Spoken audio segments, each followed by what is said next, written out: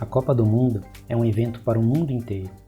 Todos querem assistir às partidas, ver as melhores seleções em campo e os melhores jogadores. Até mesmo seleções que não são tão tradicionais têm seus jogos transmitidos. O mundo inteiro durante um mês respira futebol. A seleção que ganha uma Copa é lembrada para sempre. Ficam eternizados na mente das pessoas, nos noticiários, na história. O que ninguém quase nunca presta muita atenção é o outro lado da Copa, a parte do business, da política, dos valores que são gastos para sediar uma Copa do Mundo e como ficam os países depois que a Copa acaba. Ficam então algumas perguntas. É um negócio lucrativo para o país sediar uma Copa do Mundo? Traz benefícios para o país e, consequentemente, sua população? Tem interesse de conhecer esse outro lado não muito falado da Copa do Mundo FIFA? É disso que falaremos neste vídeo. Antes de continuarmos, queria pedir que deixe seu like no vídeo. Isso garante que o nosso conteúdo chegue para mais pessoas e se torne relevante. Se você gosta desse tipo de conteúdo, te convido a se inscrever em nosso canal. Aqui falamos sobre tecnologia e negócios. A Copa do Mundo de 2022 está sendo realizada no Catar. Como já dissemos no vídeo anterior sobre a Copa do Mundo, foi uma escolha polêmica devido a vários fatores. Podemos destacar a falta de tradição no futebol, o lugar ser muito quente e as tradições do país que impedem que os torcedores façam certas coisas. Porém, em contrapartida, há algo extremamente necessário para sediar grandes eventos como a Copa do Mundo, e ele se chama dinheiro. E isso o Catar tem de sobra. Foram investidos cerca de 229 bilhões de dólares para sediar a Copa. Para se ter uma ideia de como isso é muita, mas muita grana, se pegarmos as Copas do Mundo de 1990 até a última Copa realizada na Rússia em 2018, são 7 Copas realizadas. Em 7 Copas foram gastos 48,6 bilhões de dólares. Você não ouviu errado. A Copa do Mundo do Catar gastou 3,5 vezes mais que 7 Copas do Mundo juntas. O Catar construiu uma cidade do zero somente para sediar a Copa do Mundo. É certo que já havia planos desde 2005 para a construção da cidade. A escolha do Catar como sede só acelerou e muito as coisas. Só em Luceio foram investidos 45 bilhões de dólares. A cidade tem apenas 38 km², mas é um exemplo de sustentabilidade e tecnologia, e fazem parte do Plano 2030 do Catar em se tornar um país mais sustentável e tecnológico. Analisando os números gastos, países que são menos desenvolvidos gastam mais para sediar a Copa. Vejam o exemplo do Brasil. Não somos nenhum expoente na economia, entretanto a Copa do Brasil foi a segunda que mais se gastou na história. Foram gastos 15 bilhões de dólares dos cofres públicos. Outro exemplo interessante foram os Estados Unidos, país com a maior economia do mundo, e gastaram apenas 500 milhões de dólares. Se fôssemos olhar apenas pelos valores gastos, poderíamos dizer que o Brasil andou ostentando para sediar a Copa. Só que não foi assim. Não se ostenta aquilo que não se tem, e a Copa por aqui trouxe sim muitos prejuízos. Mas o que justifica países menos desenvolvidos investirem mais para sediar uma Copa do Mundo? O dinheiro é majoritariamente para duas coisas: estádios e infraestrutura. E no caso dos países desenvolvidos, a infraestrutura já existe. Precisam apenas construir alguma coisa ou outra para atender a demanda que irá crescer. Mas no geral, meios de transporte, rodovias, hotéis, praticamente tudo já está pronto. Então resta investir em estádios.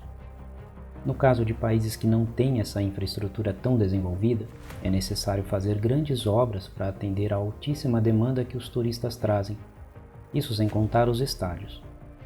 Essa seria uma boa maneira de acelerar o desenvolvimento da infraestrutura do país. Teoricamente é algo vantajoso. A infraestrutura, cedo ou tarde, teria que ser construída.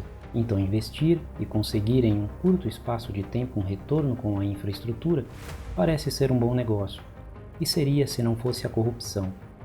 Corrupção existe em todo lugar, mas em alguns lugares ela é mais acentuada que em outros.